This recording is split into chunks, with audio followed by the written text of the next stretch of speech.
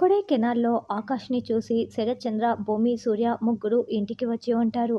Sir ఒకసారి గగన్ వాళ్ళ ఇంటికి కూడా వెళ్ళి గగన్ ఉన్నాడో లేదో చూసేస్తే ఒక పని పూర్తయిపోతుంది. మన డౌట్‌కి 100% క్లారిటీ వచ్చేస్తుంది కదా! అని సూర్య చెప్తాడు.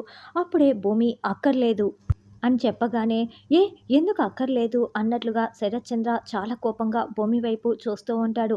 ఒక్కసారి అటు చూడండి నాన్న అని హాల్లోకి భూమి చూపిస్తూ ఉంటుంది. అక్కడ ఆకాష్ హాల్‌లో సోఫాలో కాలు మీద కాలు వేసుకొని చాలా స్టైల్‌గా కూర్చొని శరత్చంద్ర వైపు చూస్తూ ఉంటాడు. దాంతో శరత్చంద్ర చాలా కోపంగా, రేయ్ గగన్ నా ఇంటి గడప తొక్కొద్దని నీకు ఎన్ని సార్లు చెప్పానంటూ ఆకాష్ దగ్గరికి వచ్చి కాలర్ పట్టుకొని లేపి మరీ నిలదీస్తూ ఉంటాడు.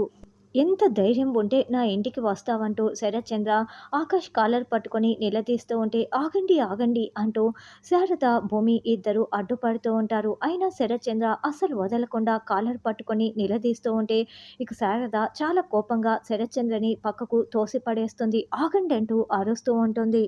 శరత్చంద్రని శారద అలా విసురుగా తోసేయటంతో, ఏయ్ శారద అని శరత్చంద్ర అరుస్తూ ఉంటాడు.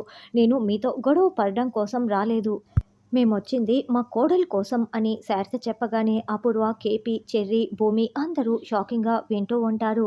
మీరిప్పుడు నా కోడలు భూమిని ఇక్కడి నుంచి మా ఇంటికి పంపించకపోతే, ఇప్పుడే నేను పోలీస్ స్టేషన్‌కి వెళ్ళి నా కొడుకుని హత్య ప్రయత్నం చేసి చంపాలని చూశారని కేసు పెడతాను. ఒక్కసారి నేను కేసు పెట్టానంటే ఇంకెప్పటికీ మీరు ఆ కేసులో నుండి బయట పడలేరు. మీరే ఆలోచించుకోండి అని శారద శరత్చంద్రకి వేలు చూపిస్తూ వార్నింగ్ ఇస్తూ ఉంటుంది. అలా శారద చాలా ధైర్యంగా మాట్లాడుతూ ఉండటంతో, దీనికి ఎక్కడి నుంచొచ్చింది ఇంత ధైర్యం అని అపూర్వ షాకింగ్‌గా చూస్తూ ఉంటుంది. శరత్చంద్ర ఆలోచనలో పడతాడు.